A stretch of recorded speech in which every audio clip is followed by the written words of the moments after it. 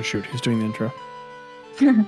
Hey guys, welcome back to Barely D&D. This is Landon, and I'm here to tell you that we actually got rid of Zach after the end of the last episode. So we're going to be replacing him with Matthew McConaughey.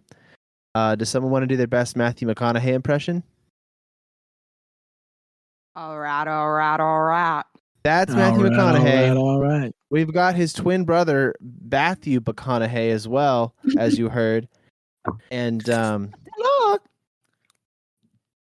that's it. Guys, help. I'm drowning. I can't swim. Help. I'm eating nachos. Hi. Why are y'all eating during the pod, guys? We're over 100 episodes. I have not eaten dinner. We could have waited to start recording. Well, no, because This is it's fake late. anger. Anywho, welcome I back had to Barely pizza. D&D. This is your Sword of Dungeons and Dragons podcast. We're back with more accidental adventures. I think everybody should go around and say what they're having for dinner. Pretzel pizza. It's a Pretzel pizza with a pizza? pretzel crust. Yeah, Where did that come from? pretzel pizza. It's actually the name of the pizzeria. That's Italia. incredible. It's in downtown Frederick. If you want to come In from visit and get Italia. some. I would love to. I'm on my way. Landon, you win dessert for so far. I mean, you win dinner Dessert? so far. What? What'd you have, You win Eddie? dinner. I'm having 5 Listeners- raviolis. Did you Oh, cook okay. them? No, I microwaved them. Okay. Because I've I- seen this girl eat raw ravioli out of the package. No, you haven't. Yes, I have. I have seen you do that done as well. that. Yes. I've watched you do it, and Zach went along with it and started doing it too. You did it a couple Look, times if at our we can house all- when you were hanging if out we with can Mike all and agree on Reagan too. something. Yeah. It's like a thing. If we can all agree on something, it's that That's not Abby and I true. are the same. The way don't that Abby remember eats doing that. raw ravioli is the same as the way that I occasionally drink raw eggs. No, that's not true. That is extra not. Listener, Jackie just for real gagged. Actually, I haven't done it since I got married because apparently it's very repulsive and disappointing. But Jackie, what'd you have for dinner? I made a super quick plate of nachos. I just put a couple of slices of vegan cheese and jalapenos Oh. and microwaved it for 2 minutes Yeah, quick nachos is a on bomb. Tostitos or tortilla chips. Mm-hmm. Yeah, brother. Sponsor us. I salute. Um, Can we get ravioli to sponsor me? I had They're a. the I Kroger don't brand. mean to brag and totally break the basic bro mold, but I had chicken and rice with raw spinach.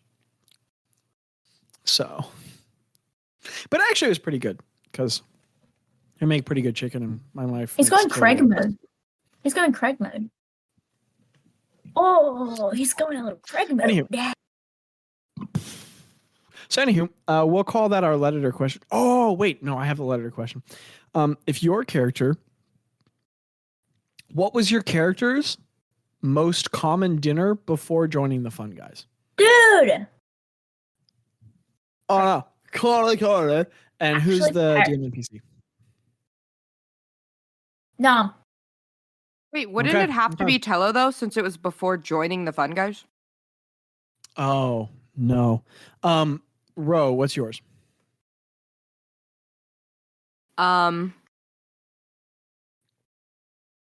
She probably is. Knowing Ro, she's not healthy. She probably had.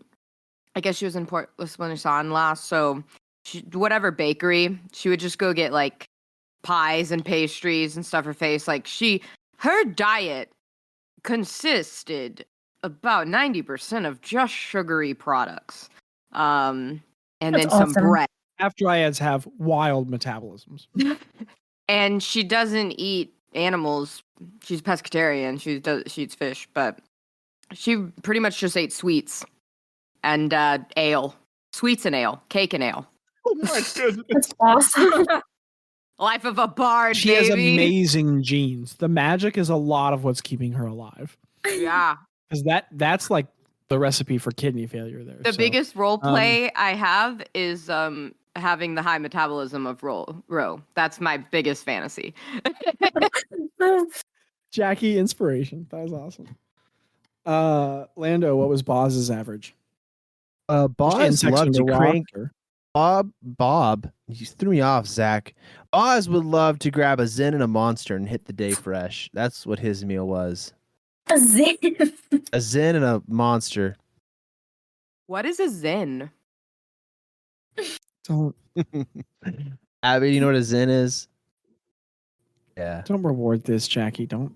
I love making jokes that I know that only Abby will get. It makes me happy to see you laugh and everybody else filled with confusion. No, Boz love to eat I don't know.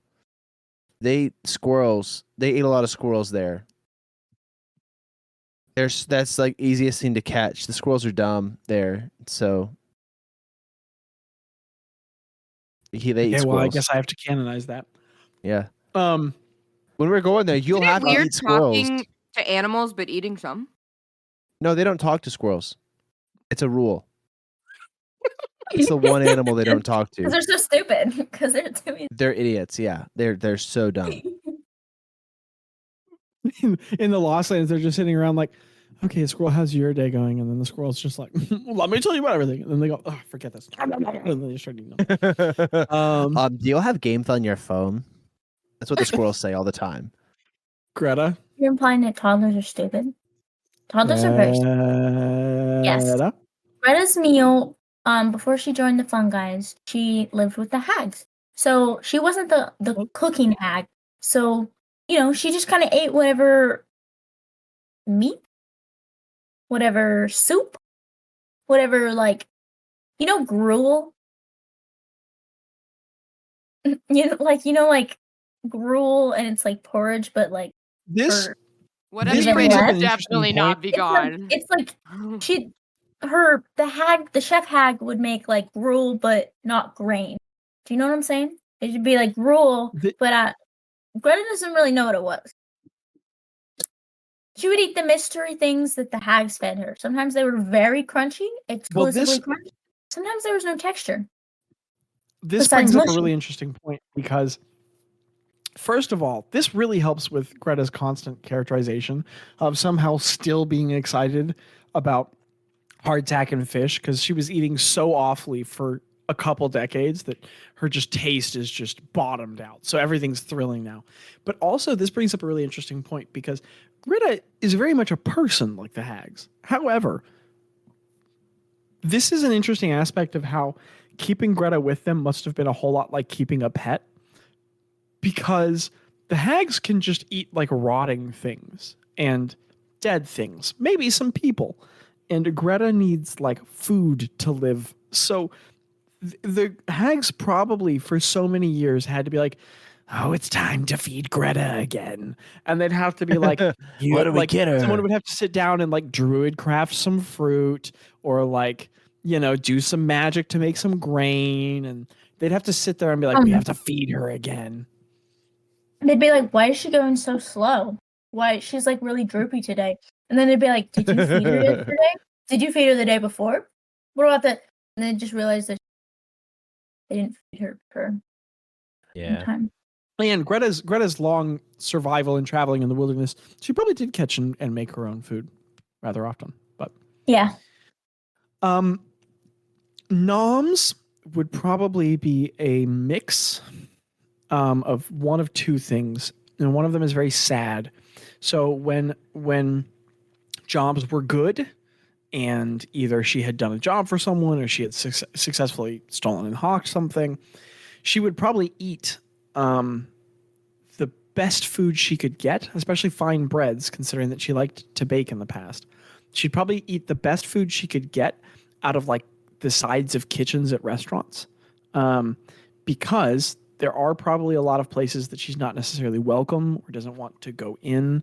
So she would probably like pay well for the best food out of the side of a kitchen when she had the money for it. And when things were lean, there was probably like a lot of like stealing food before it went into restaurants. Probably at taverns, probably most often. Probably half out of the need to survive and half out of the bitter like resentment to try and seek food in a more accessible way, and instead being like, screw you, I'm going to steal your food because, you make me kind of live this way ish, and so I don't want to be a part of you and all your stuff. Those are probably her most common meals. So Mm. the steady access of food on the Fungi's has to be something, a small part of what's keeping her on the ship.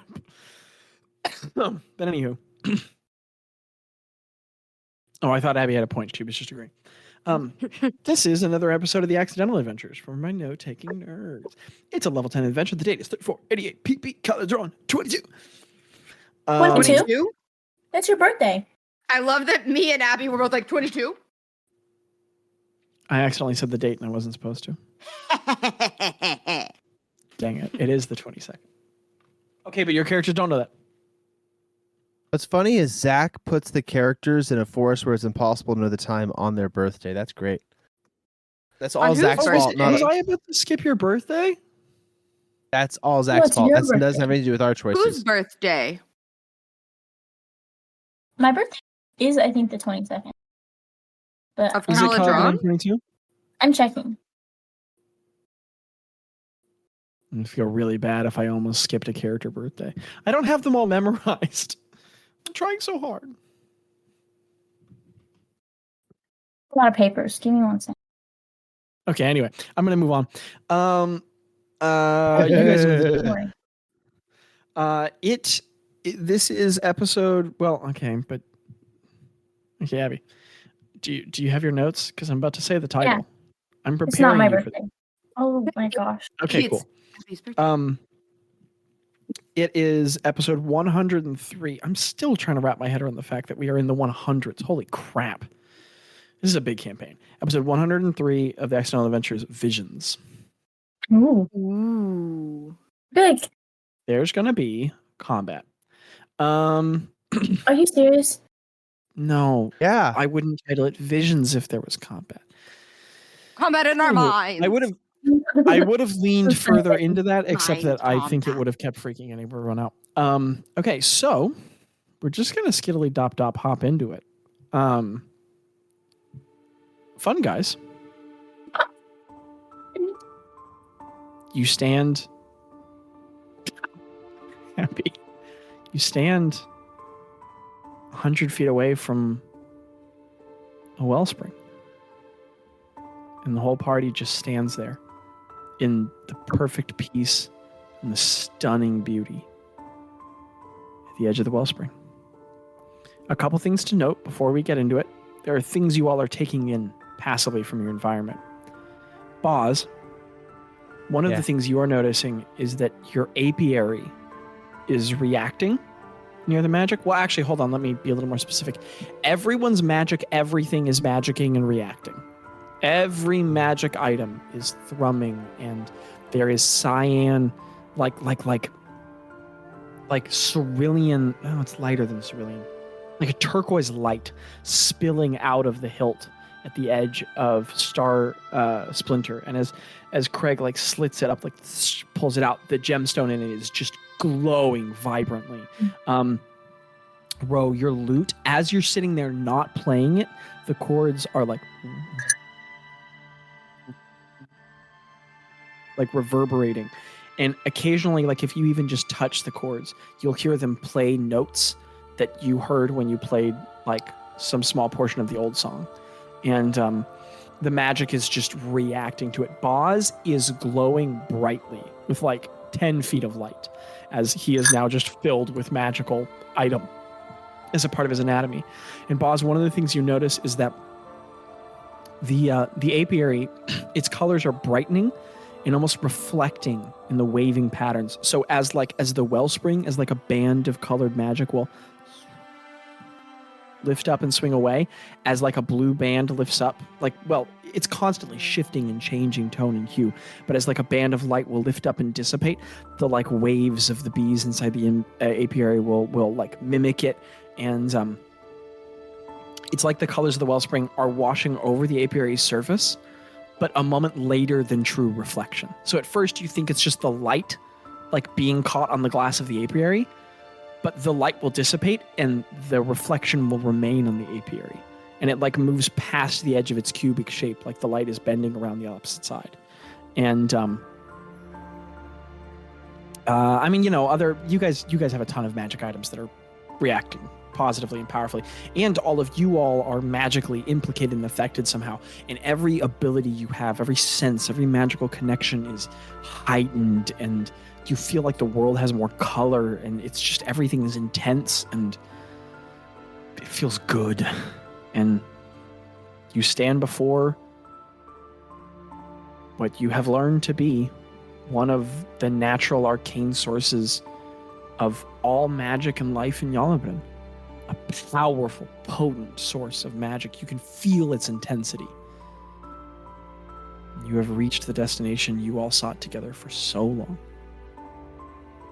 I'm going to get some whiskey. You guys keep role-playing. Tell me what you're doing. I can hear you.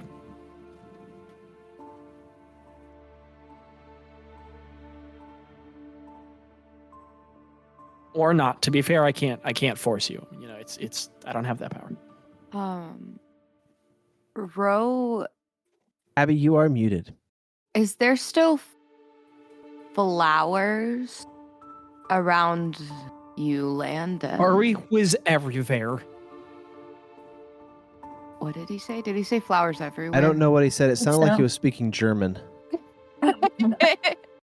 Ari everywhere. There's the flowers around. I don't speak. Okay, so there's flour on the ground.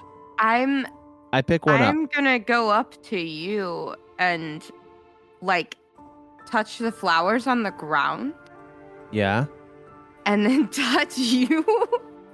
I'm going to touch my flowers on my head, and then I'm going to touch the And- flowers on the ground. And Balls, can you Yeah? feel like, are you The like love tonight. connected? Like, can you feel the touch? What are you? Pause. Are you smoking something? What did you do? out of Every the moment, woods? actually. The longer you stand there, Actually? Buzz, you start realizing you're having trouble lifting your feet as your roots spread, and you feel, Buzz, that hum of the forest you've been feeling just reverberates in your chest. You have never, and you've had some of the most incredible experiences of any person currently living in Yalabrin, and you have never felt this alive, this purely empowered and enthralled. And as Ro reaches down and touches the flower, yeah, you can feel it. Boz, you can feel the forest. You can hear the forest. And that cacophony of voices sounds far more like a symphony of voices now. Like a spoken song, like a chanted poem. Indecipherable and beautiful. Boz, give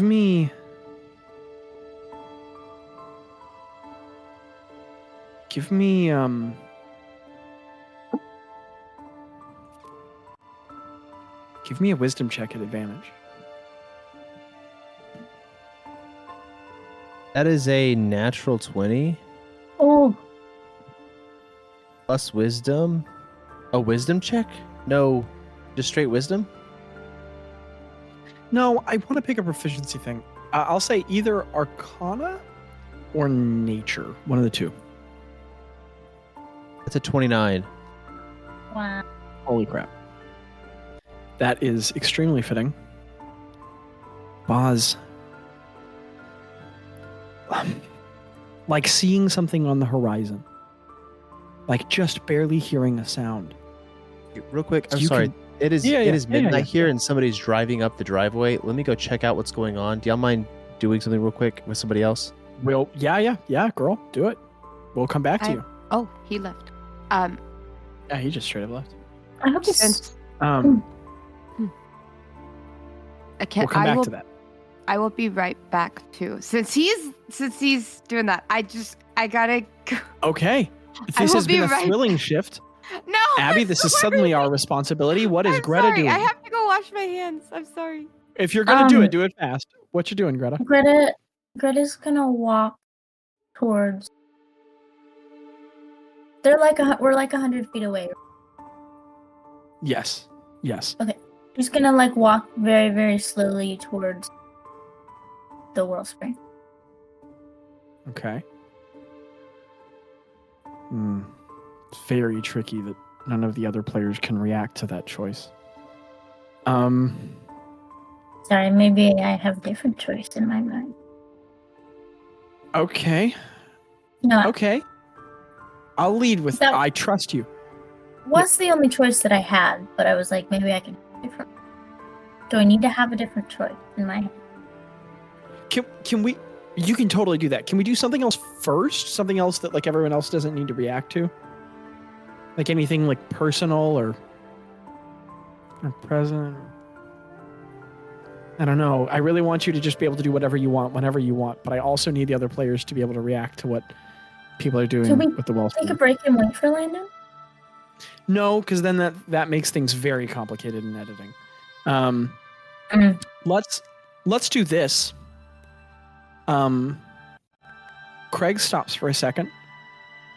He goes, "Okay, Landon's back. Landon's back. We're all good. Never mind. We're going We're all straight back good. to Landon's." No one's invading. So Boz, like seeing something at the edge of horizon, being pretty sure you see it, like faintly hearing a sound, you feel in the dimmest but most enrapturing sense, you feel the entire Westwood. All of it. No, Boz. You feel all of it. Boz, you feel a Boabab and Nikistanik stretch outward toward the sun. You feel an acacia straining for water in Kraska.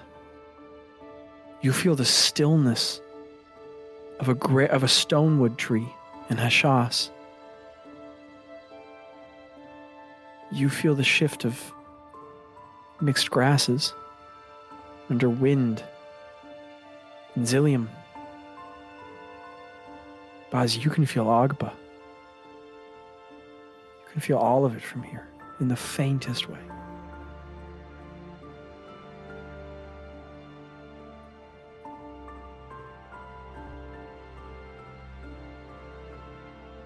That's the thing you're experiencing.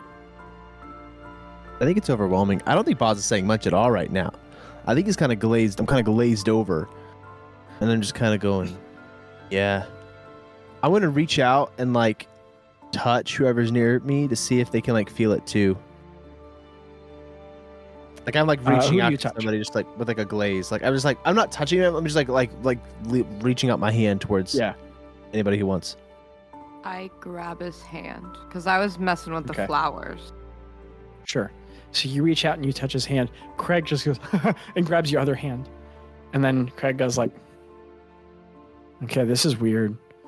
And he's just holding your other hand. But bro, as you touch Boz's hand, you feel the thrum. The dryad in you is reacting to it. And you're not getting the same experience he is, but you can feel the thrum.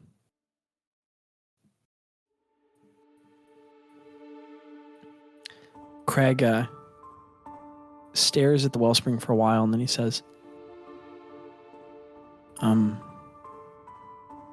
well, and he looks down and there's a weight in his hands. Oh, Guys, let me, I need to go have a talk. He kind of splits off from the group, and I have spoken with Micah, who is not here. And what we are going to do is we're going to have all of your moments this evening.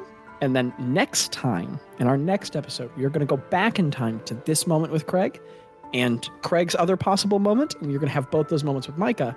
And then the timelines will match back up and we'll move forward. So Micah is going to go have a conversation with the orb, or Craig is, for a while. And so you guys have like a certain amount of time as Craig speaks with the orb.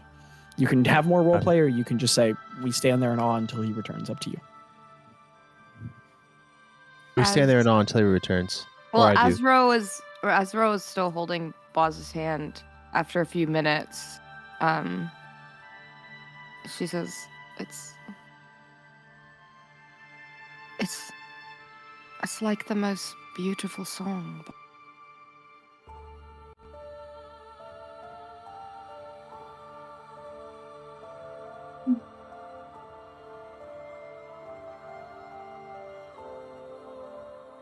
As you all stand there taking in one of Yellowvin's greatest wonders, Craig walks back, a kind of solemn look, and he says, I mean, it's what we're here for, right?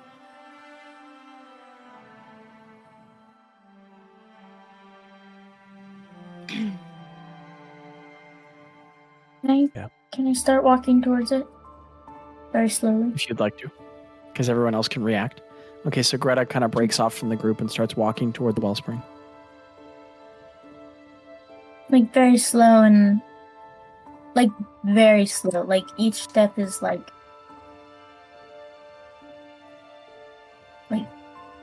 each step feels like really heavy. But also Yeah. it feels like I'm like floating. Does that make sense? Yes, it does. Yeah. So I just like completely enchanted, almost like zombie like. I walk towards it.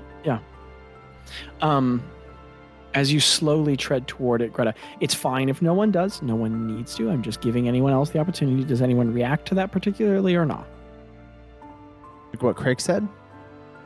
Or what No, Abby to- Greta. Well, either. I walk Actually, if both somebody things starts are- heading towards the well, I would walk with them. Okay.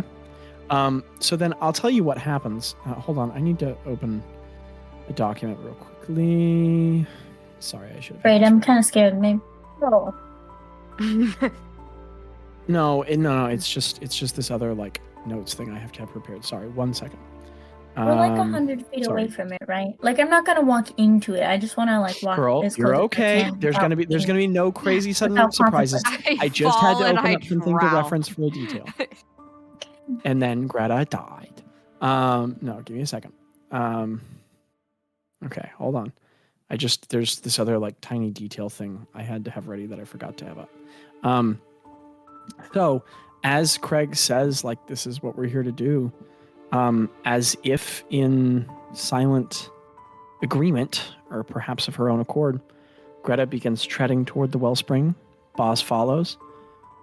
Craig just kind of matches pace, and the whole group is very slowly treading forward. And as you all are, this bizarre thing is happening where every step you take closer, it's like the ground is softening, and you are meeting the same level plane of ground, but you feel like you're stepping through the grass, as if the ground just dissolving and becoming less structural and less permanent under you. But you're also not sinking, so you're a little unsure what it is you're stepping on, because it feels like you're stepping through it. In the wisps of light, as if light was condensed from a particle into a gas, maybe even into a fluid. Awesome. It's just pouring and burning across the ground. And it is just there, every color in existence, in some amount here, in some shifting hue, is represented. Not in a constant garish rainbow, but in sudden and gentle delineations of the light. It's always golden white, and eventually it breaks into other hues, and it tends to kind of like oil slick rainbow out until it's just white light again. And as you all tread forward, you guys get closer, and Greta, you feel all the hair on the back of your neck stand up, your pupils dilate, and one of the branches of light from the wellspring just reaches out toward you, branching and spindling out until it stops about like 30 feet in front and then just dissipating. And as it gets close to you, it's so intense that like your senses start to blur, and you kind of have to like stop for a second, and then it dissipates away, everything calms back down. And every step closer is like stepping closer into a freezer or into an oven, or it's just thermally intense, but again, still not bad. As you move forward, Craig goes, How close do you think we have to get it? Or I don't know. Wait, Do I just toss it in? wait. Ro thinks of old, Mhm. and she says out loud, Are you not gonna say goodbye to the rest of us? Oh, You don't feel a response. And as you look down at the orb, all of the fluid is like, there's like that central portion, but instead of pulsing out in every direction, it's all just pulsing against the side of the glass and like undulating and pressing and swirling against that side facing toward the wellspring. And the colors, what is usually a dark black with a rainbow iridescence, the entire thing is like pulsing with iridescent hues that match the wellspring.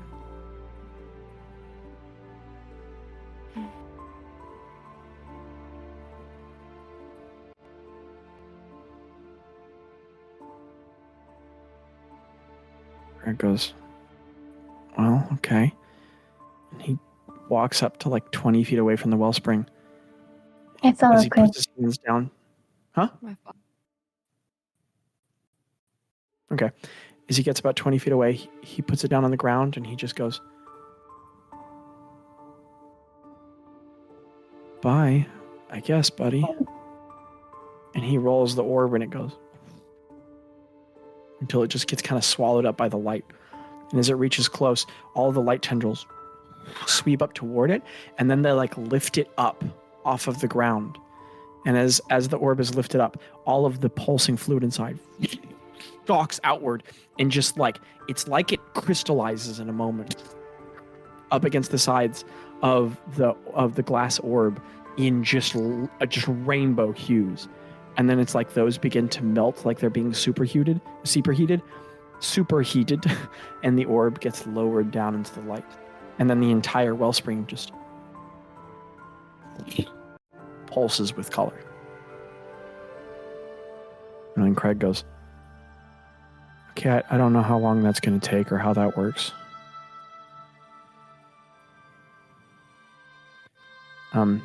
Tello is just kind of standing stock still, a little behind everyone else, with like a thin mist of tears in his eyes, staring at the wellspring, just kind of stunned. What's everyone else doing? I go up behind Craig and just Me kind too. of put my arm, like interlock my arm around him as much as I can, as much as Ro can. Yeah, me too. I I'll go get up closer and I to Craig hold right on now. to Ro. Okay. Craig's just kind of sniffing a little and just staring. It's gotten really quiet. And then after a moment, there's this motion in the wellspring, in the light that goes kind of pulsing, and then the orb bobs up to the surface, floating on the light, the dense glass object. Maybe like 5 or 7 pounds you felt before is floating on the surface of the light, and it begins just slowly drifting back toward you all. And the orb is not the same. The dark fluid, well, it's not dark at all anymore. The thick, viscous, completely iridescent fluid, a white iridescence now, brilliant, has almost filled the entire orb, so that it looks less now like the venom ink trapped in the middle of a glass ball, and instead like a glass orb that's been filled to all but it's like outermost centimeter of perimeter with just like light fluid is just rolling toward you all. And as it gets to the edge, it rolls out of the wellspring and then just back over the ground. And Craig picks it up.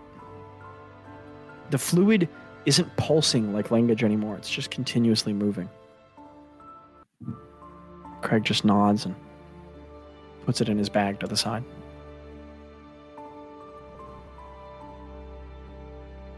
I like whisper to Craig. I say, Did he say anything?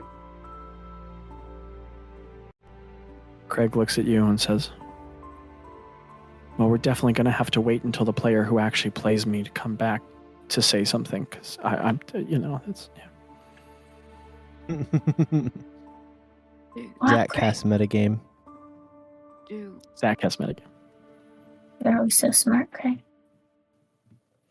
Thank you. You're smart as God. Does Okay, what's everybody else doing? Does anyone still steal them.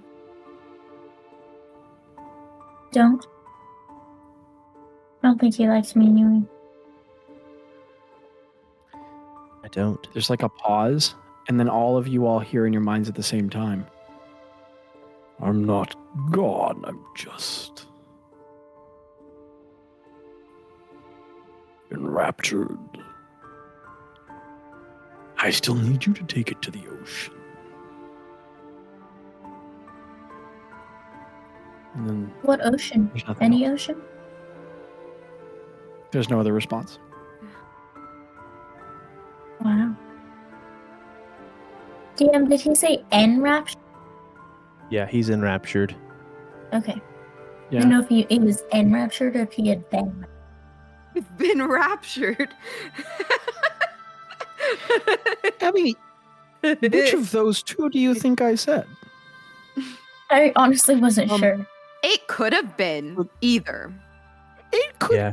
Okay. Anyway, what are the other characters doing now that I wanna that thread touch beat the edge of the has been wellspring. for this moment fully resolved? Huh? I say I want to touch I'm the edge just- of the wellspring. I'm just Okay, yeah. do you I'm do that? looking at. Yeah, I do that. I copied Boz. Oh. I'm gonna do what Boz is doing. But I Boz Okay, can have his moment so- first. I go to the Yeah. edge with them, but I just sit down and start strumming my lute. Okay. So At the very Tello's edge. standing a ways back, looking stunned. Craig's kind of sitting there staring at all, looking at you all. Boz just walks confidently. Do I have that right? Good Yeah. description. Yeah, he does. Okay. Boz walks confidently toward the edge. Greta follows closely after. Ro, you follow a little sooner after. And yeah. I'm not gonna do exactly what Boz. I'm sorry, but Okay. Boz first. Okay, so Boz, as he reaches down and touches the edge of the wellspring, or like reaches towards the edge of the wellspring, Boz, you get like a couple inches away, and as you look right to it, it is so bright and mesmerizing, all those swirly colors. As you reach out, that golden white light just reaches up, and the slightest little tendril reaches out and just barely connects with your finger. Like maybe 3 inches above the surface. You all watch as Boz touches it. His entire body kind of jolts just a little bit, just, like bounces. And Boz, your vision just, it doesn't go to black, it goes to bright. Oh. And you cannot hear, you cannot see. You are just flooded with sensory input. Could you give me a Constitution saving throw? Yeah. I'm gonna use my inspiration.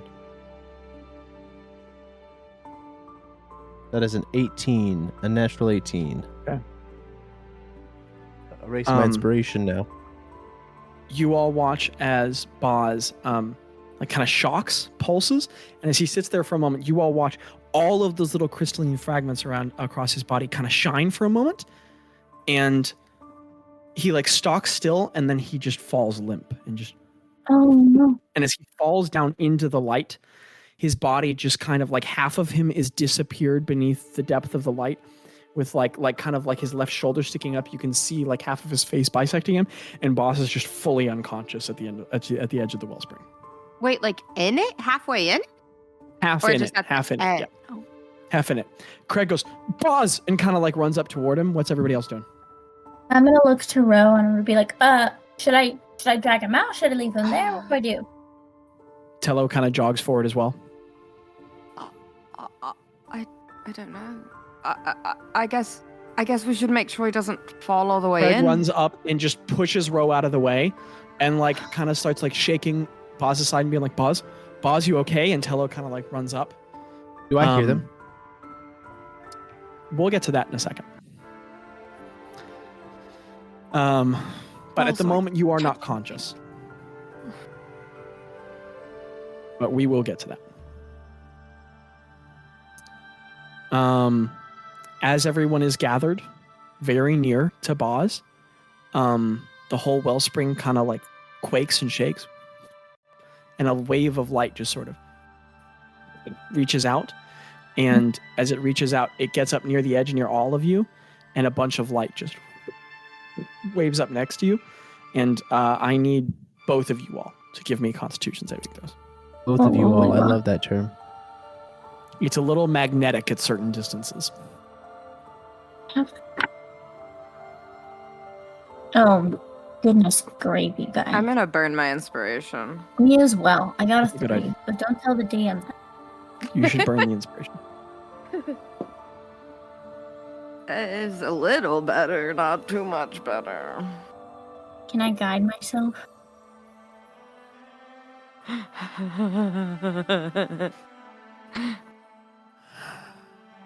Like, there's a part of me that wants to say absolutely not. It's an instantaneous internal saving throw. That's not how that works. But then there's another part of me that specified that magic was heightened here.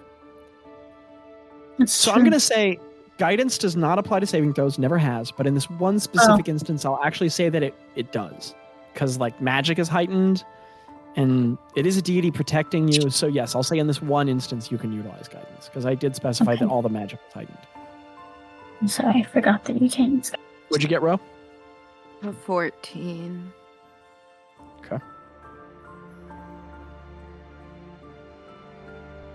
I got a Greta? 17.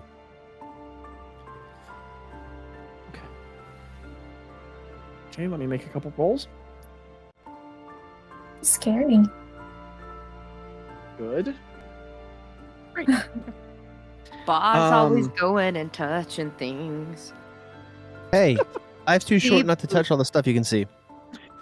Don't If touch we the have any- butt. If Wait, we have any musicians who are fans, please write a tiny little ditty for Boz always going and touching stuff. I just did. I just wrote paint it. the rest of it back off, bro hands. Boss always Um, going and touching things. Sorry, 1 second. I did feed Maya dinner when I got home. life is Okay, too short chum. not to touch all the things you Okay. see. Um. Uh. Greta, Ro, same experience. Shocks of white, all sensory loss. All three of you fall rigid and just fall into the light.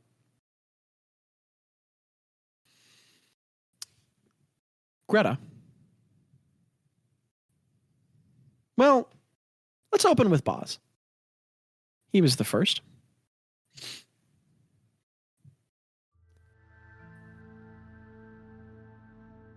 Boz, you sort of blink awake. Not shocking awake. I'm breaking my own mold. You blink awake with some heavy blinks, and as you rouse yourself,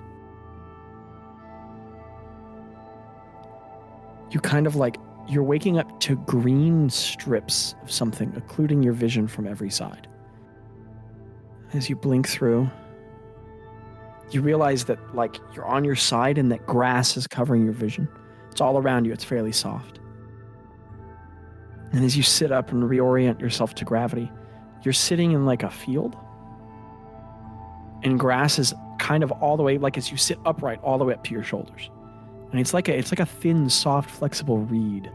And there's just a little bit of moisture everywhere, like a layer of water, maybe 2 inches deep that you're sitting in. And as you sit up and orient yourself around to the world, there's daylight all around you. But when you look up, you see starscape. But like with daylight brightness around, but a night sky. And when you look up in the air, you see Tuilo and Tuila. You see the sun. And then you see another kind of bright blue object you don't recognize. And then a bright red one. And then a kind of grayish one. And then a sort of orange, auburnish one. And then a burgundy one. And they're all kind of rotating through the sky. And you're at this like patch of reeds that's surrounded by like riverine strips and then more reed clump and then more reed clump. And that goes on for some distance out in every direction. And there are flowers sprouting all around you, and you just kind of wake up in this space. Also, you're muted.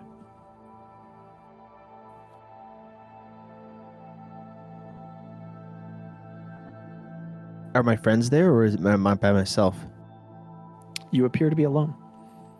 Do I see anybody like around me? Just the landscape.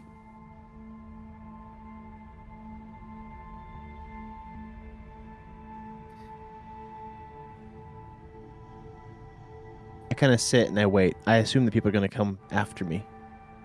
I'm just going to wait for Okay. them to get here too before I go do anything. Okay. It's peaceful.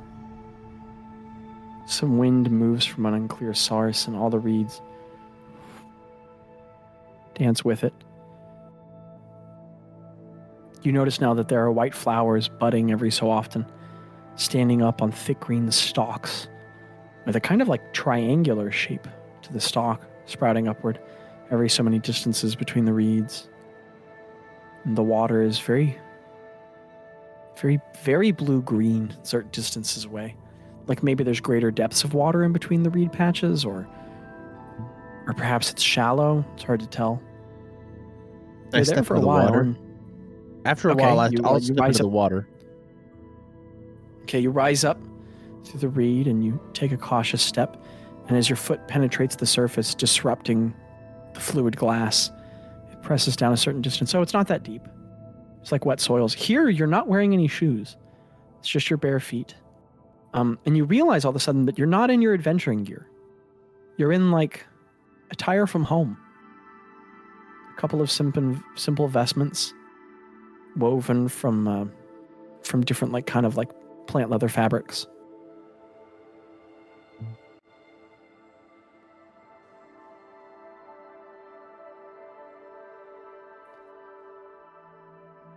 No one's come. Does the water feel interesting at all, or It's cool. It's very cool. does it seem similar to what I have in my I guess the Well, Selûnite water? As it percolates your mind, you realize that none of your belongings are on you. But as you reach down and touch it and test it, maybe even taste it, yes, this is like the water from the temple. It's just like it. I take a big old gulp. This is my favorite water. Okay. As you reach down and place your hands in, Abby made a scared face. I don't know why. That You reach down and you place your Evian. hands in, and you bring it up to your mouth, and as you sip, it's deeply cool and refreshing. It's an incredible experience every time.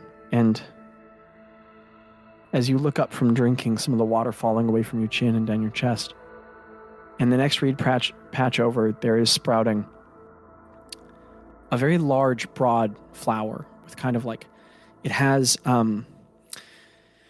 sort of like fanning, very delicate, narrowing, tapering petals, 7 of them that are kind of in a spiraling pattern, overlaying them with a thick green stalk in the middle. It's white at the base, and it slowly fades into tans and creams until it reaches dark brown edges, as if a flower wilting, or maybe blooming in reverse, or maybe blooming and just still filling with pigmentation. And it's got like some golden anthers, 3 in the middle, sticking outward. And it's just kind of growing tallest alone among the reeds.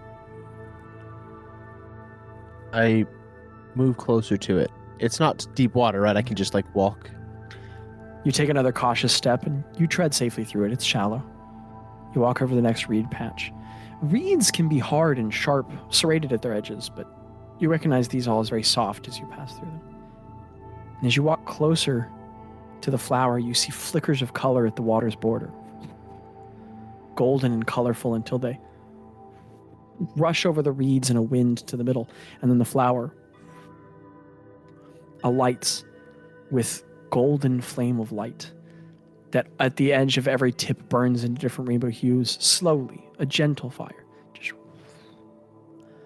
burning around the edges of the flower, but not burning it.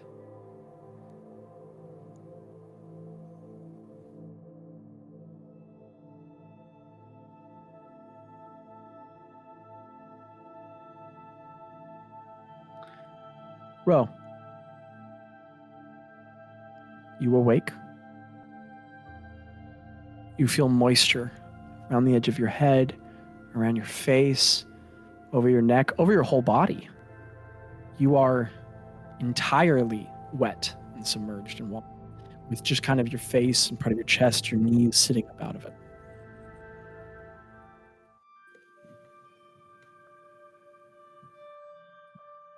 Is it As your like, eyes open, Oh, sorry. You stare upward at a dark, black sky filled with stars. And you sit up, and there is endless watery expanse in every direction. But as you look back up at the sky, your keen mind is pricked for a second. You don't know those constellations. And as you study it, oh, you don't understand what you're looking at. There are more than just stars and thick bands of them in the sky. There are strips of deep purple and burgundy, pillars of light covered in starscapes. You look out at what you do not even understand to be cosmos. Depictions of intergalactic bodies that you don't have reference for. Starscapes from other realms, all over, painting the sky in nauseating beauty. And you stand there alone in the waves. Or sit up there alone in the waves. There's no like shore. It's just water as far as I can see. Water in every direction. And how deep is it? Like where I'm at? You said I'm sitting. You're sitting up in it, pretty but short. as you're sitting in it, you realize you're not on a solid surface. But you're sitting in the water. But there's no surface beneath you. It's like you're highly buoyant.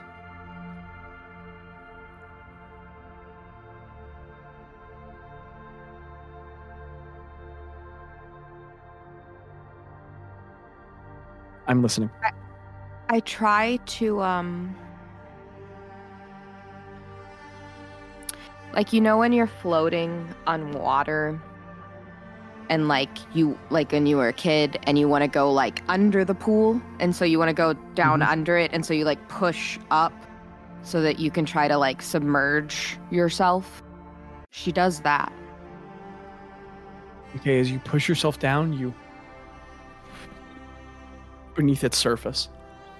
And as you successfully plunge yourself below, as you push yourself beneath the waves, the position and force pull of gravity normalizing against the back of you orients yourself downward and then reverses, and you flip. And as you rise up, as you fall deeper into the water, you fall down into it until your head breaks the surface back into gas, and you rise back up out of water on the opposite side, but back up the same way.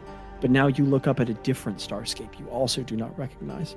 Startling and beautiful. And you sit again atop the waves, rising all the way up above them now, as if you are perfectly buoyant. Do I have anything on me? Like any of my stuff? No.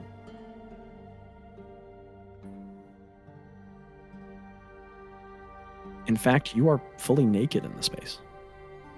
Not even clothed. No belongings, nothing.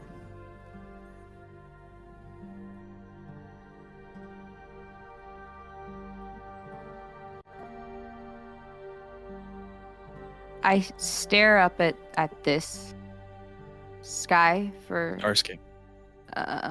a minute or two, and then I submerge myself back under again, and this time I make sure, or I try to keep my eyes open the whole time. Okay. As you twist and submerge under, you keep your eyes open. As the fluid greets it, it doesn't burn, it doesn't irritate your sclera, your pupils. As you rotate under, you twist through. As you rotate under the black darkness of the fluid of the water, what spins before you is a series of light and shape you do not understand. Images of cosmos that you and I, Jackie and Zach, do not have context for. And as you rise up out of the water again on the other side, you sit again beneath skies you do not know, but that are stunningly beautiful. There is this ripple across the water.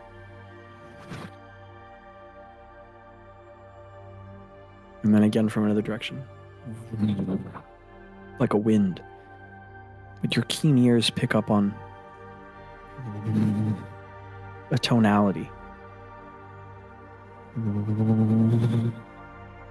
A note.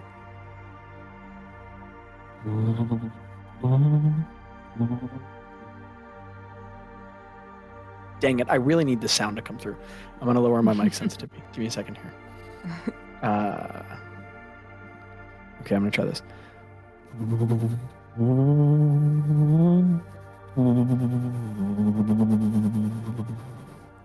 Comes reverberating through. It's deep and it's bassy and it's resonant. And you can't tell if the sound is being carried over the water or coming from the resonation of the waves. Again, it comes.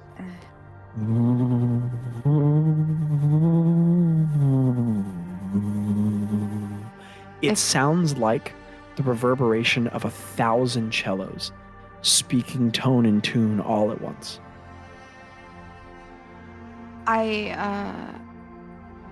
Since I'm kind of like floating on top, I try to like push my head back so that my ears kind of go into the water to see if it's like louder when my ears are under the water. As you push your ears back under the water, your body floats perfectly at the surface with only your ears and the back inch of all of your body submerged. And as you look up at the starscape, it gently rotates, dazzling you. And you start to see the slightest intonation and hints of a pattern in them, or a pattern of patterns, or a series of patterns. And you hear from the waves below.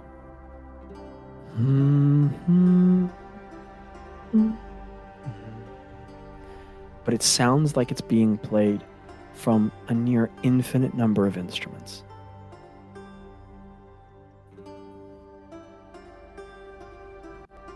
Does it have the same feeling of when I was holding Boz's hand earlier? Or different? No, far more intense, far more complete. Ro, you feel like you're hearing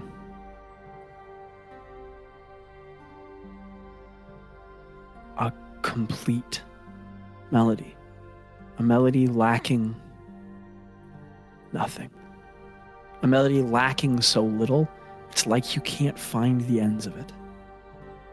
It reverberates back and forth. Greta, you awake, and you are facing up toward, sorry, I'm trying to find the right song for this. Is this my song? Yeah, we'll go with this. Greta, you awake. With soft, damp scents give to the world behind you. You shift your body. No, I'm going to change the song. Anyway, I'm going to keep going as I describe you. The familiar sights, sounds, and sensations of long decayed leaf litter, dark mosses, hard stones smoothed by moisture, loamy soils giving under your weight. And you sit up and you look at dark gray trees all around you. No, pale ashen gray, thick and smooth, widening at the base into competing, tightened canopies. You're in the gray wood, and you can't tell if you're at the edge of morning or the edge of evening. The light is either waning or gathering. You sit up alone in the wood. A bird chirps and tweets as it barrels through the air and then up and through the canopy. Nondescript gray bird, cool like slate, dipping and weaving between branches.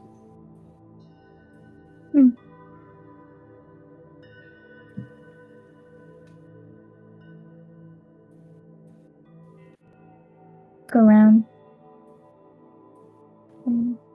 Just kind of The forest spreads out around you, beautiful and calm.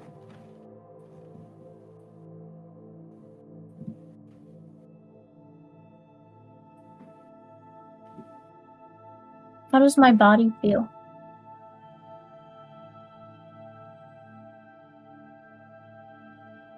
peaceful, not exhilarated, not slowed, stilled. You feel, Greta, you feel the shadows at the edge of the trees. They loom and they stretch across the ground. Again,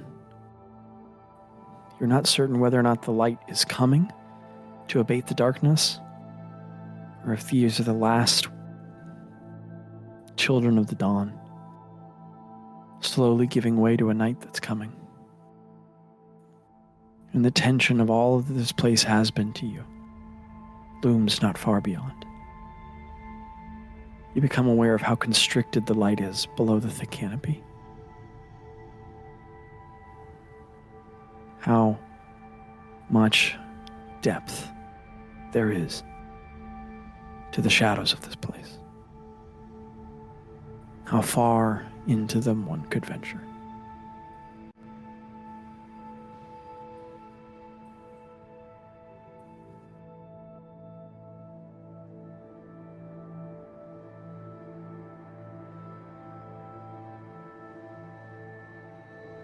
As you pause there and you contemplate, you hear a sound. You hear a little note cut short. From somewhere nearby, maybe 30 feet past a tree to your left.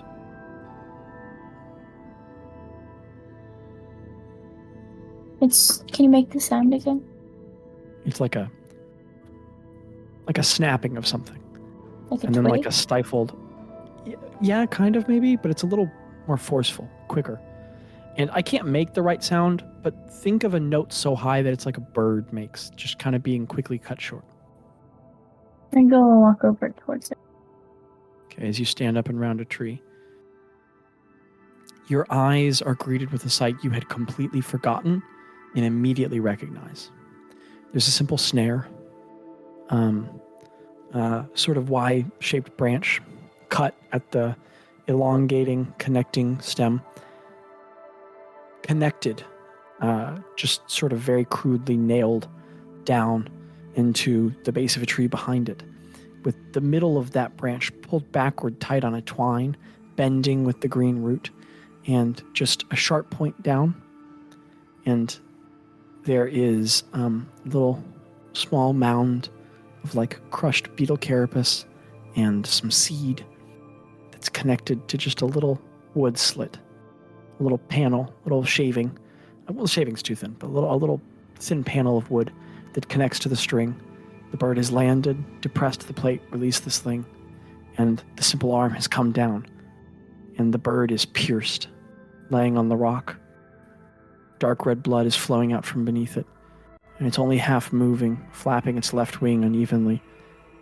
It's taking sharp, sudden movements, but it's growing cold, slowly moving less, and you remember how you would snare birds this way. You recognize the snare as your own. I'm gonna rush over to it and like undo the snare. Okay. You relieve the tension of the cord, and you realize that you're gonna have to pull the sharpened stick out of the bird.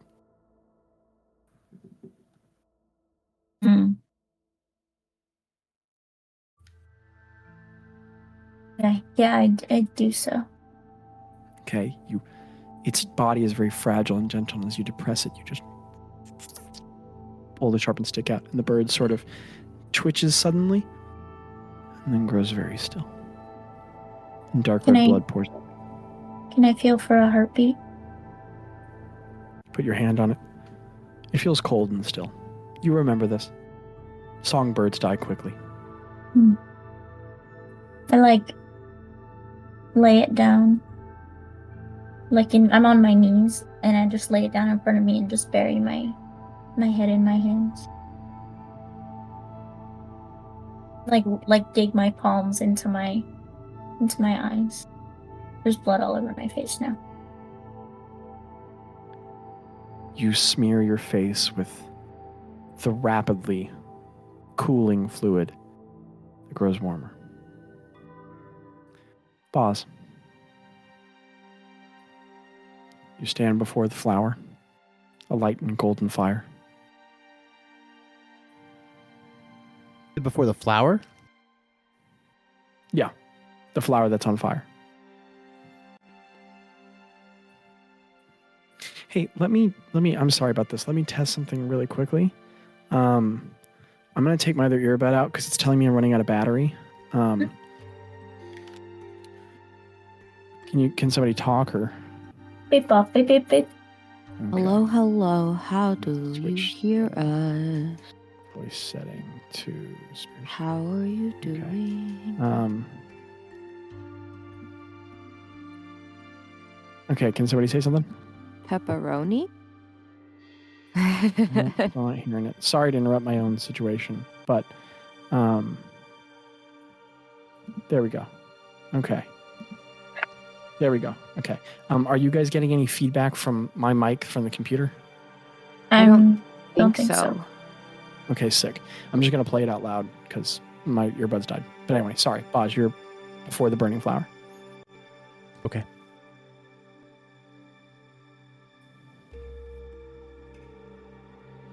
Do you do anything with that or? I don't know. Do I? That is a question only you are equipped to answer. So it's burning on a lake. Essentially, yes. What would Moses do? I take off my shoes. You don't Okay. have shoes. Well, I'll you're a step ahead of yourself because you don't have it. Let my people go. When If only I Moses could paint a went scene so to beautiful as Pharaoh's all land, the animation from that movie. Let my people go. Okay, so Boz sings in a deep voice over the flower. The flower opened. No, I'm just kidding. Because he sang to it. I see that we have about 3 choices in front of us right now. I can eat the flower. Oh I no. can pick the flower. Oh no. I can stand and look at the flower. Hey, you I can forgot. sniff the flower. Isn't it I really can big? lick the flower. Isn't it really big? There's a flicker. I am receiving the message, Landon. There is a flicker of more golden flower at the edge, or more golden fire at the edge of the water than from the other side, and it's as much light as it is fire from the way it appears, as it burns around you in circles. As you kind of step back, and you realize that the way that these patches of reeds are arranged, there's like a central circle, and a larger one outside of that, and then one to the right, one to the left, one below. And then the pattern rotates. Then it rotates as it gets larger. It's like a series of maker symbols, where the water is the outline of the shape, and then the reeds are the interstitial space between. And this flower is at the center of it, burning. And as some of that golden fire catches along the water at the edge of each, there's like kind of another movement of wind. And the reed at the edge of all where you're standing also alights with that golden fire. Just you hear a voice say, Boz.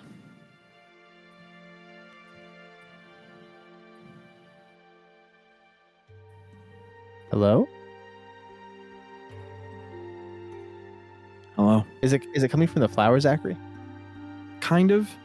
But every time the voice speaks, all the fire everywhere kind of like pulses a little bit. Just dances with it, reacts.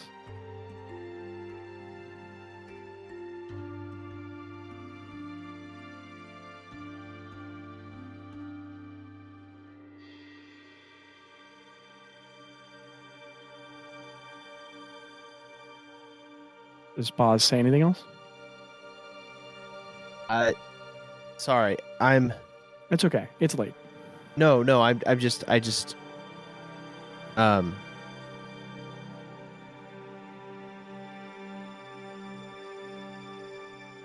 Hi. I don't know, man. I don't know. Like what do you want me to say? I know. It's a lot, isn't it? What color's the flower, Zachary? It's like white, and it fades to brown as its edges.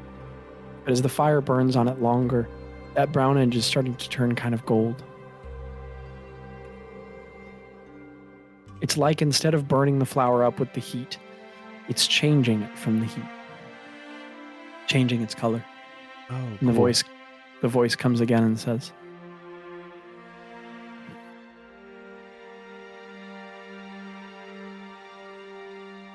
I don't want anything from you, boss.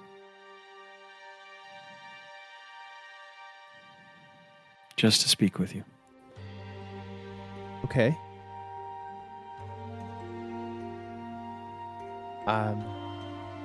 Who am I speaking with? I am Yechala, Maker. Oh.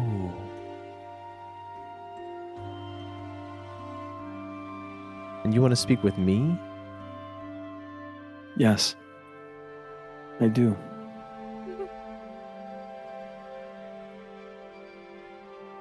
I would like you to know me and to be known.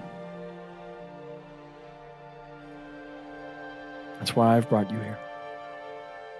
Hey. Nothing more and nothing less.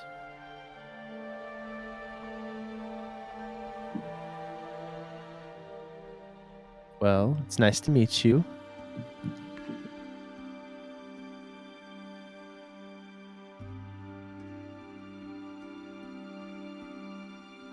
I am sorry. I'm at just a loss for words. Okay. How do I know you? I don't know that you do, but I know you. I know your mother's laughter. I chose it carefully. I know your sister's coyness. I thought it clever and amusing. I know your mind. I planned it very carefully. I know your past. I know your present.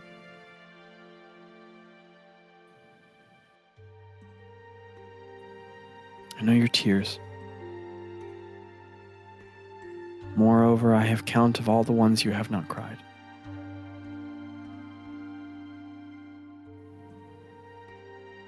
I can see very clearly the strain over your heart. As I can, the beauty, so much of what you are and do.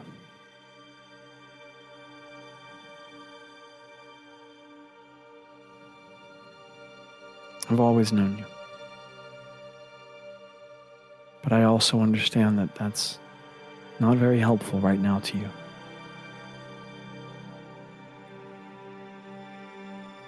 There is no assignment. I have only brought you here to speak with me. If you want to. Yeah, I'd love to. I'd love to. So, you already know everything about me. What do you want to Yes. talk about? But I didn't. It's not what I made you for, boss.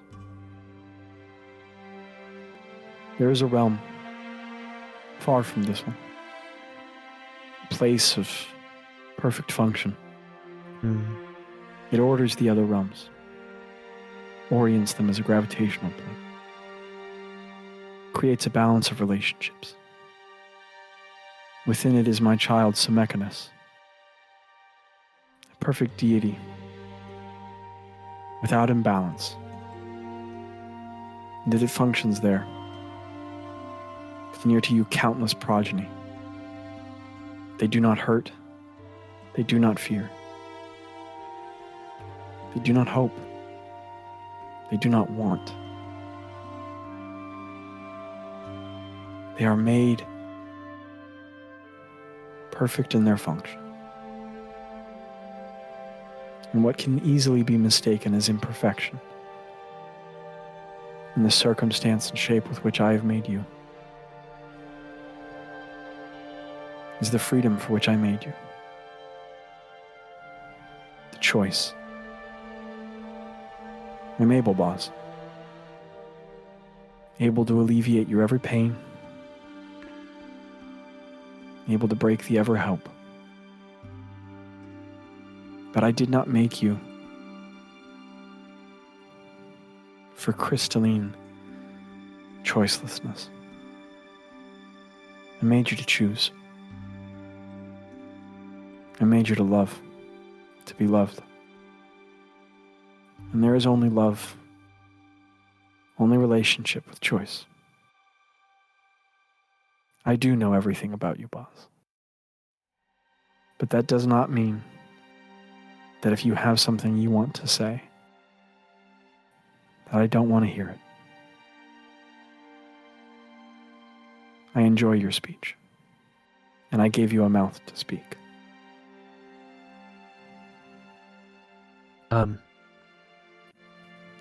How am I doing?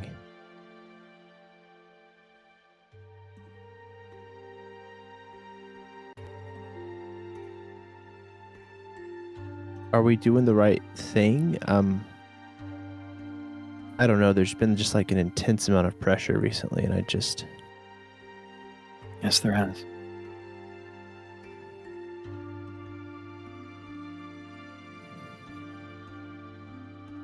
A lot for shoulders.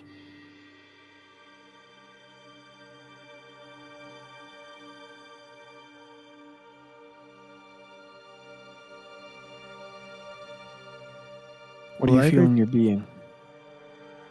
Sorry, it's very hard to play a character who knows and anticipates all speech. He didn't say anything. Speak as you were going to speak. He did not interrupt you. That is good to know. Deities are very hard to play. Please continue. Will I ever just get to go home again? Is that even a possibility? Yes. Why are my bees dying? How do I fix that? I don't even know. I haven't found anything about that yet.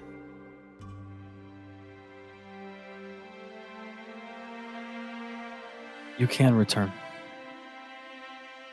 You can return to how things were before. But only if you turn away from all that has been. You can go back.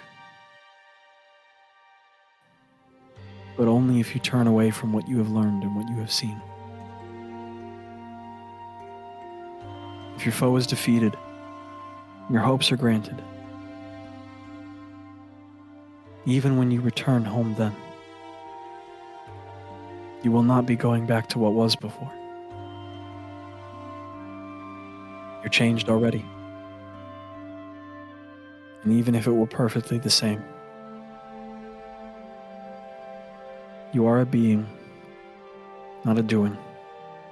And the completion of your task does not change what changes in you. But you will go home. I have always meant to bring you there.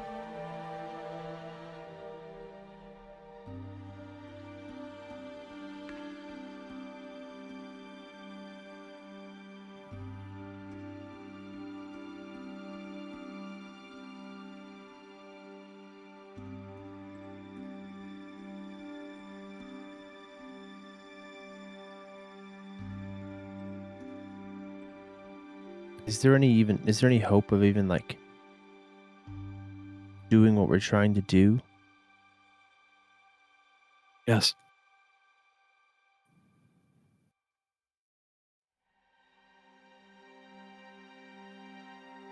Okay. I like what you've done with your skin. I didn't mean to do this. It was inadvertent. You have Thank always you. been prone to accidents. Yes. Happy little accidents. Um,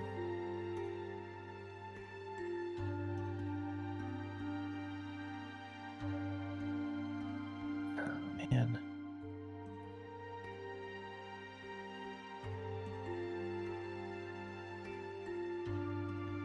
What should we do next?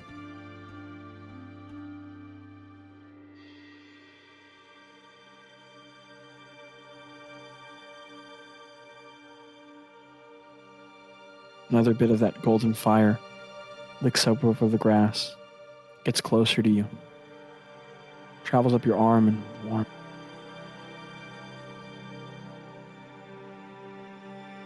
Still. Rest a moment. There's room Okay. now for this breath.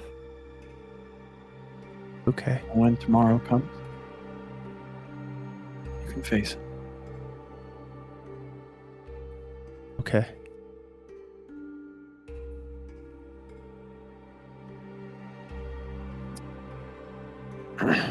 Well,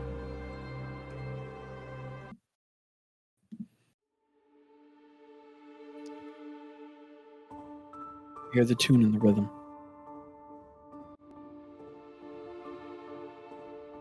You hear its sound and its sonoration.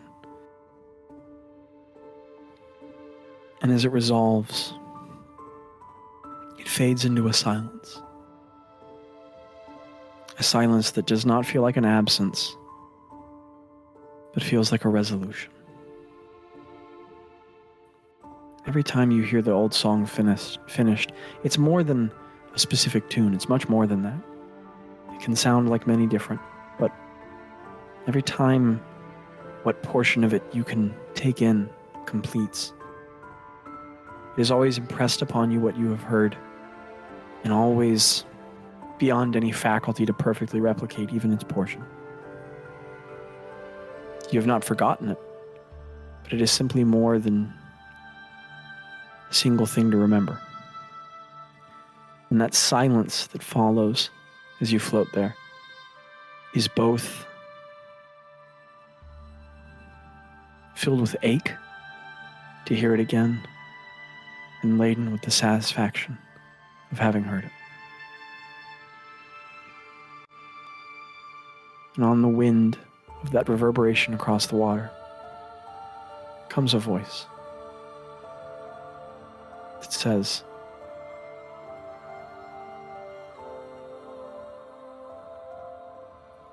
I am the whisper between the waves. I am the sound and the chords and notes. I am the truth in the words. I am the brilliance and the light, the rhythm and the percussion of your heart is the pace of my footsteps, ever toward you. I spoke this world. I breathed these winds. Every stalk in the fields, my quill with which I wrote and write. The waters of these oceans, the ink of my composition. Sky above you, the parchment of my prose, forming the necessary precipitation of glory. My stars in heaven's apertures of reflection, ignited with your life.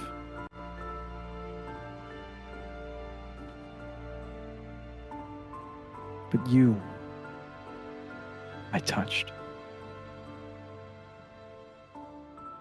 Your name is the tongue of cultures. They dance and write in response, recording echoes in the crystallization of words, unable but to transfer the vibrations in which they were made with the joy of a realized identity. But your name, far before sound's discovery, was always mine. More than possession. The name beloved. Your heart I shaped with my fingers. For my palm, your peace is produced.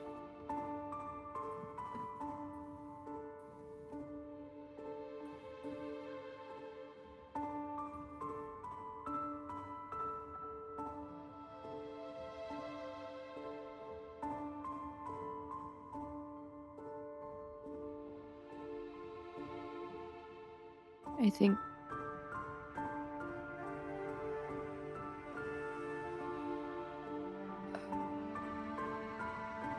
Rose sits up, or tries to, I guess, in this like floating You succeed.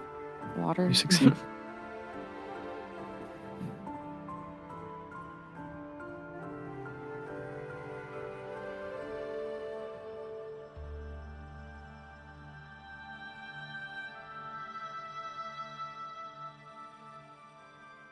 You're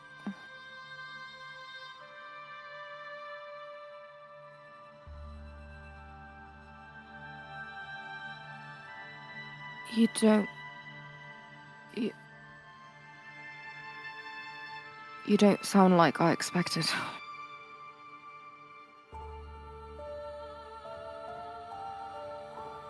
You sound like my joy.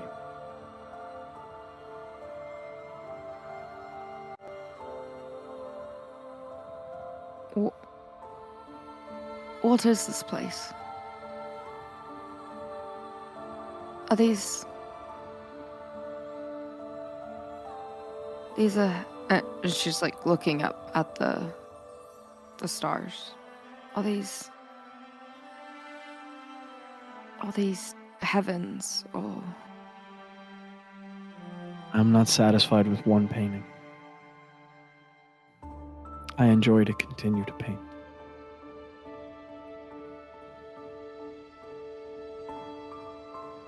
One day you'll see all of them.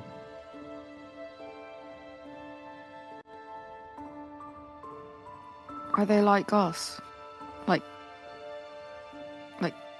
spheres, like old set.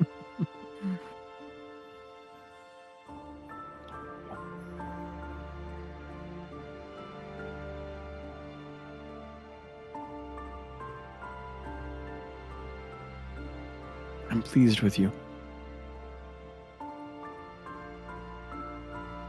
Not with what you've done, but in who you are becoming. I enjoy your song.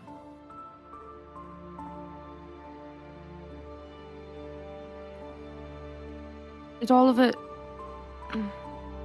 it, like the fun guys and us meeting and the Kefkins and Sorgrim, did it all happen for a reason?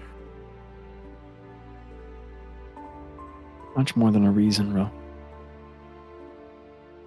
It's much, much more than a plan.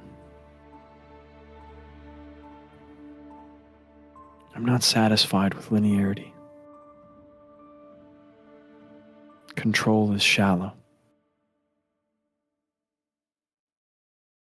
I have power over it in the simplest sense.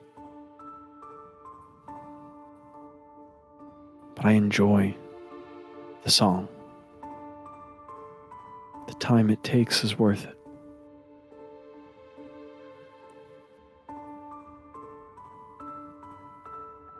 You have never been without reason. Yours has never been purposelessness.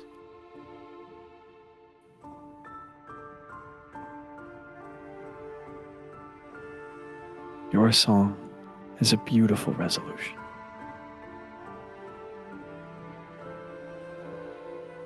Well- And then it doesn't end. What if I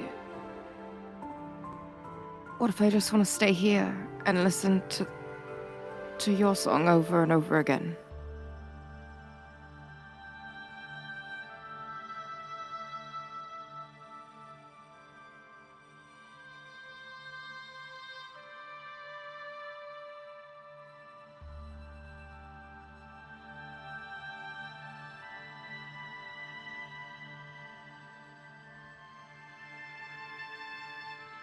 You were made to resound, to reverberate the song. You would be robbing yourself, depriving yourself. Half measure in the place of the full.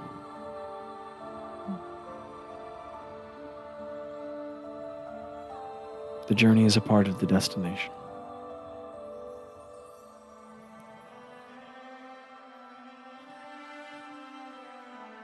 You will return, and you will return to more than this. Have hope. You are not alone.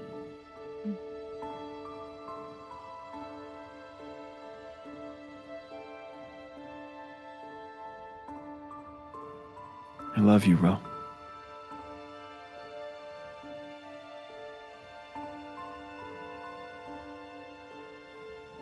Ro closes her eyes and submerges into the water again.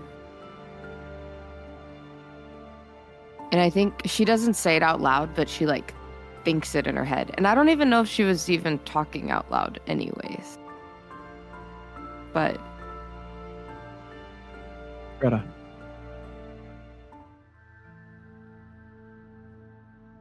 You sit over the bird.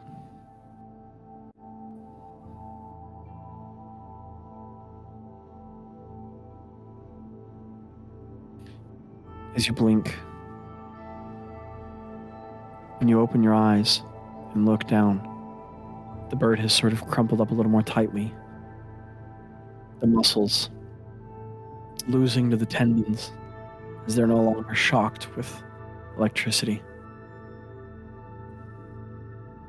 And you have on you, you feel more blood than you did before. Did you say it was warm? It's getting quite cold now. In fact, everything's getting colder. And the night is getting darker. It was evening. And the gray wood is growing black.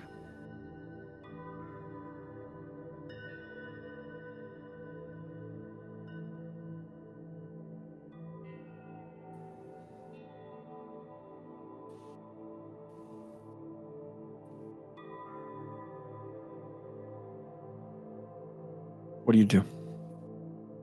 Also, you guys are champions hanging in. I promise we're close to the end.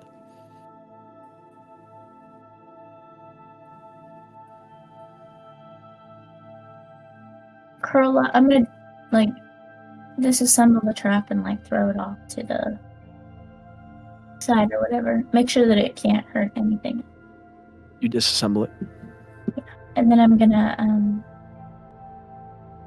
curl up next to the bird and like tuck my arms in my chest and make like a little crescent with my body. And I'm gonna just curl around the bird like for like a small animal. And I'm just gonna lay and like nestle into the dirt and snuggle up. And while I'm laying there, I'm thinking of how good it feels to be snuggled up in the dirt and how old I feel. I'm like really, the rest feels good, and I notice that my body is tired and my body is old. It feels right to be laid.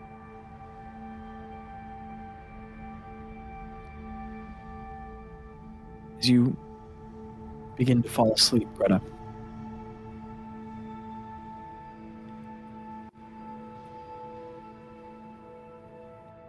your eyes blink into heavier and heavier notes before the stillness and the rest is interrupted by another sharp, high sound. There's no snap with this one, but there are the stilted, failing calls of another songbird, not too far away. I get up, and I take the first songbird. As you tread forward, there's a break in the cloud cover above.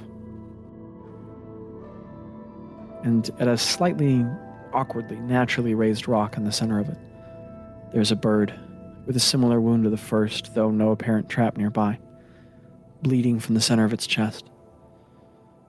Its wings are feebly folding to either side, and it's kicking its legs unsuccessfully as the feet are slowly contracting. It's having uneven heaves as the blood is covering in a little more blood than perhaps a songbird would naturally contain in the middle of the falling light. I rush over it to it, and like with the other one tucked in my arm, I scoop up the second. And like as an instinct, I start to cast like Cure Wounds, or I try to. I You perform mutter that. and you somaticize with your hands, but no magic flows. It has a couple convulsed movements, then it gets very still very quickly.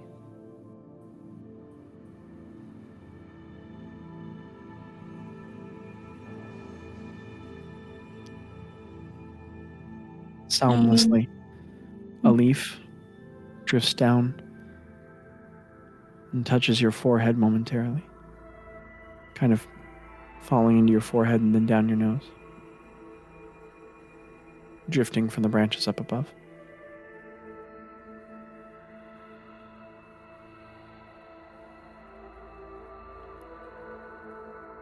And if you blink your eyes back awake, you realize that the spot where you're standing is slightly brighter than the surrounding area. Not sunlight, but moonlight from Twilo and Twila, falling through the break in the tree above, so uncommon in this forest. And as you look up, you catch sight of one leaf, twisting and falling, elegantly and gently, through the silvered light, rotating and reflecting its light off to either side,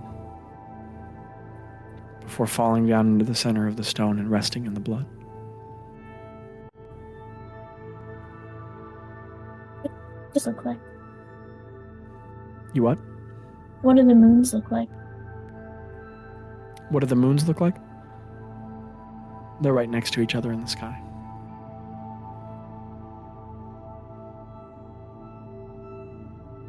I think of Walter.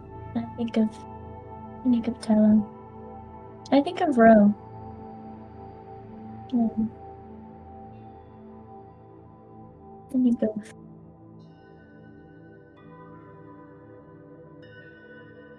I think of my friends as I hold the two dead songbirds.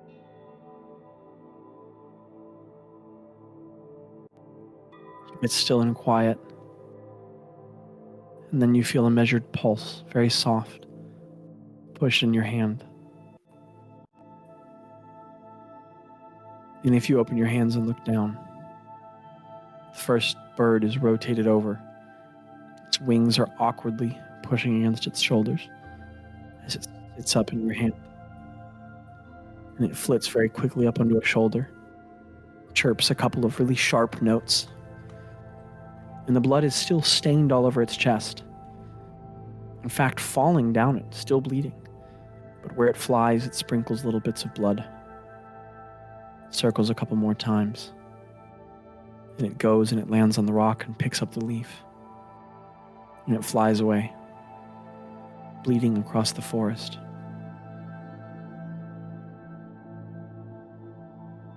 And where the blood falls, you watch little bits of new trees start to sprout. Just very gently, not much, not high, young. And the second bird quakes and shivers to life, bleeding from its chest, flaps softly and lands on the rock, looking at you kind of calmly for a moment. Still wounded, still bloody.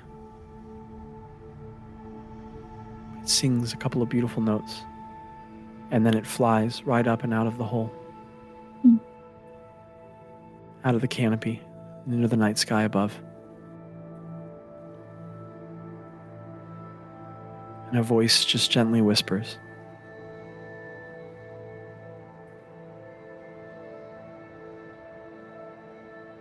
making whole of something broken. Can you say that again? The That's voice whispers. me. Yeah, it's okay. It's okay. The voice whispers. The making whole of what is broken is as painful as the breaking. You were not made to be broken. You were made to be whole.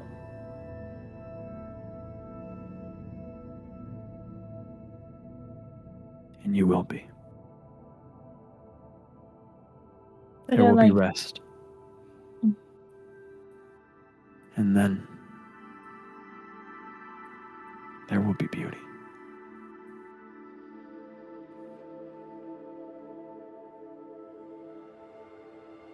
Even the grave gives birth to green.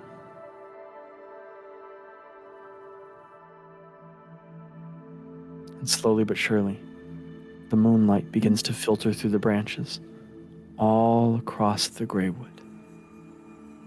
And as it scatters around the branches, instead of choking light out and creating an oppressive environment, the moonlight catches on their gray bark, their smooth trunks. And you remember for a moment how truly beautiful this place was.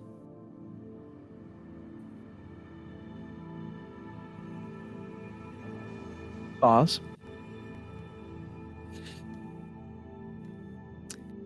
With a jolt, because the classics will always be the classics, you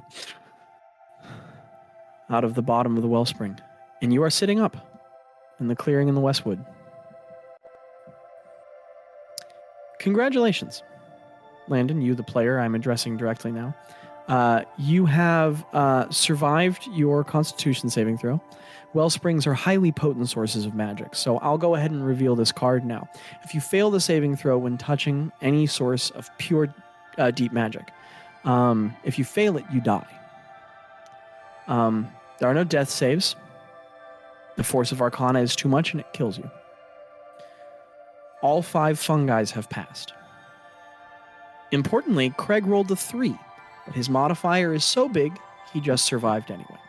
Also, I wasn't going to kill Micah's character without her being here. That would be a real jerk move, even knowing you guys have a diamond and revivify. But anyway, Boz, you jolt awake, electrified, like you had cocaine.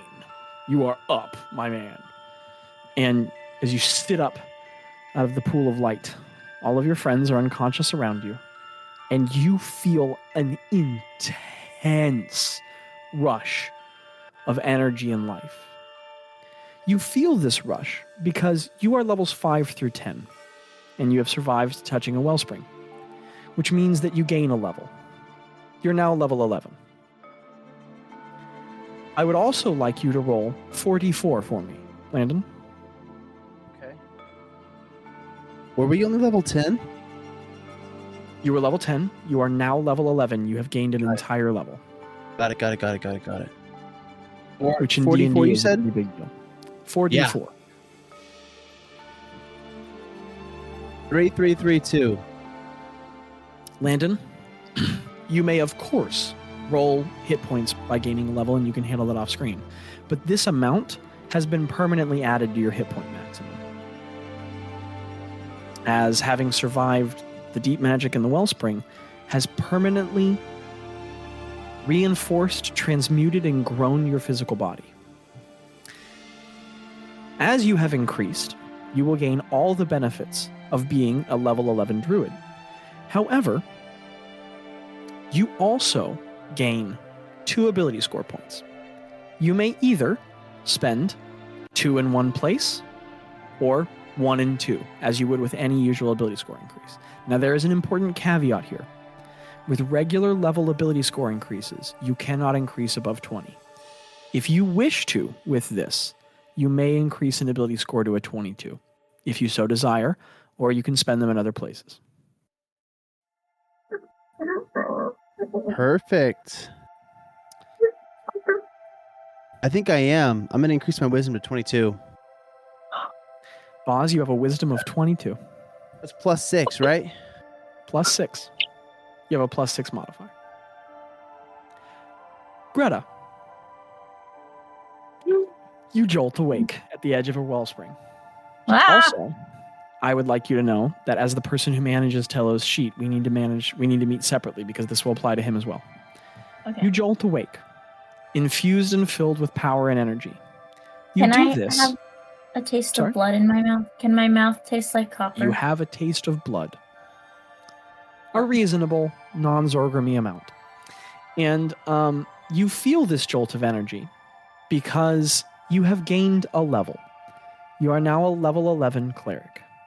I would like you to roll 4d4 for me.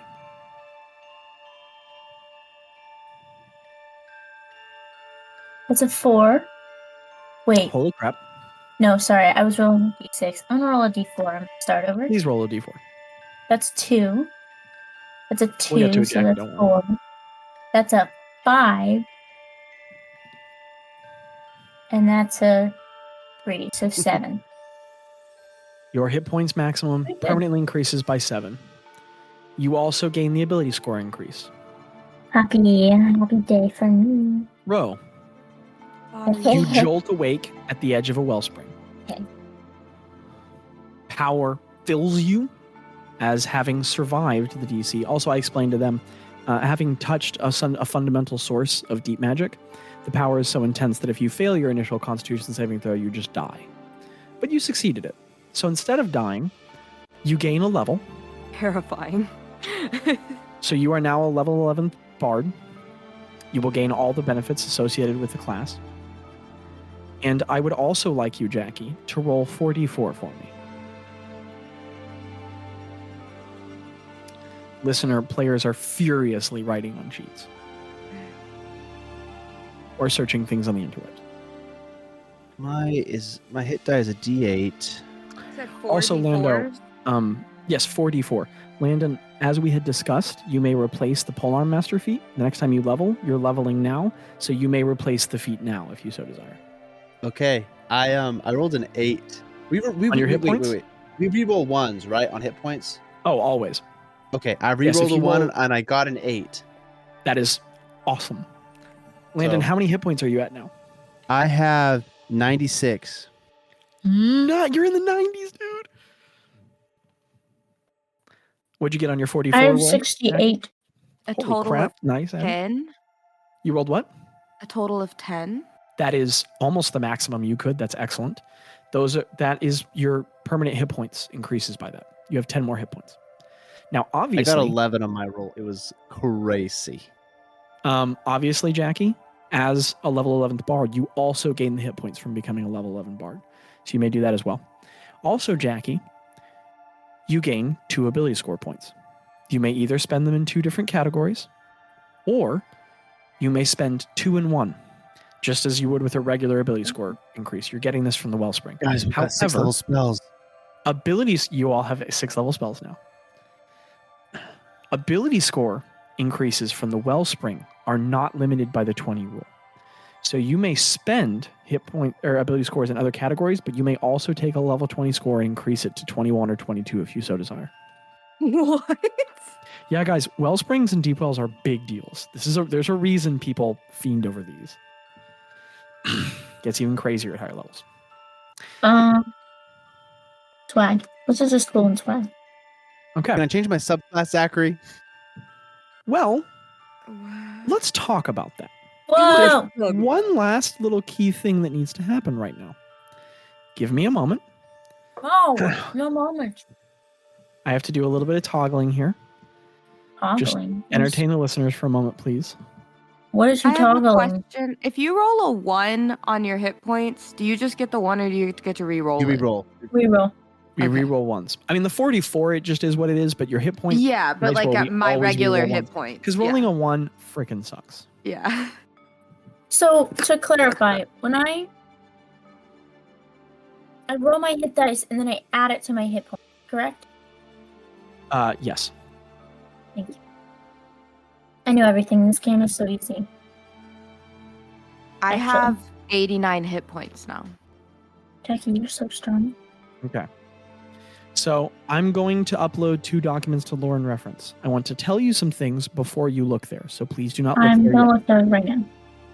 Please don't. I have uploaded 2 documents. No, like they're right now. There are, please do not look at them yet. One of them addresses subclasses. Please do your best not to read the subclasses for other classes until we know what everyone has or has not chosen. This is the final benefit of the Wellspring. You all may look in lore and reference. I have uploaded Deep Magic subclasses and the Deep Magic spell list. What? Importantly, just like the last spell list I delivered, there are a bunch of unfinished spells in there. I will finish them very soon. There's 5 of them, but the other 30 are finished. 30? These- The other 30? These Zachary. are the subclasses and spells relating to, I think I packed a couple extra subclasses in there, but they have all your classes in there. And these are the Deep Magic subclasses. Having been in a Wellspring, you all may choose a Deep Magic subclass if you want. It is not necessarily better, it's just different.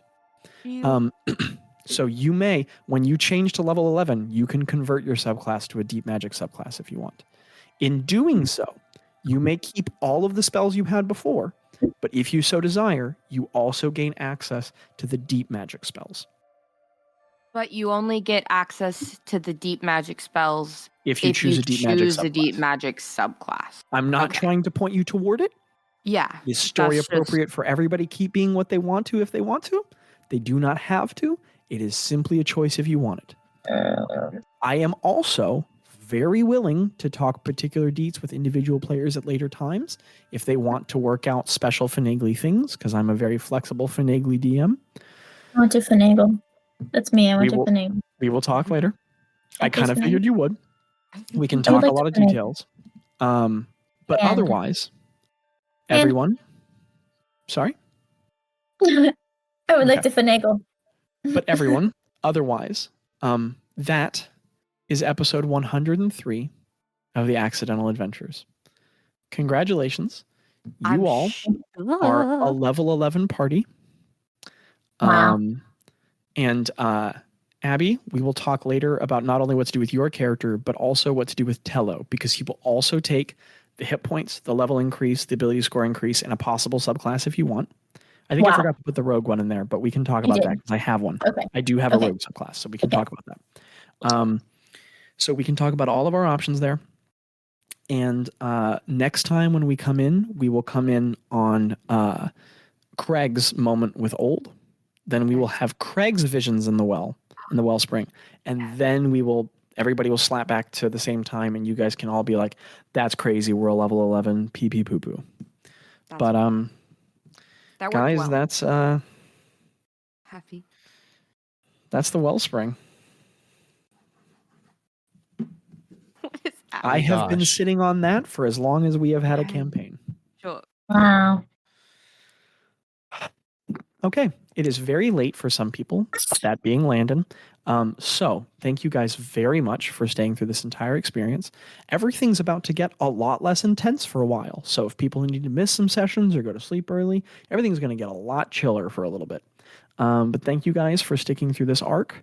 Thank you for enjoying those episodes. And congrats on becoming a really, really, really strong party. We're super fun guys now. Super fun guys. Okay. I will sit on here for a little bit to answer questions if you guys have some, but we are officially done with the episode. Listener, check out the Patreon if you so desire.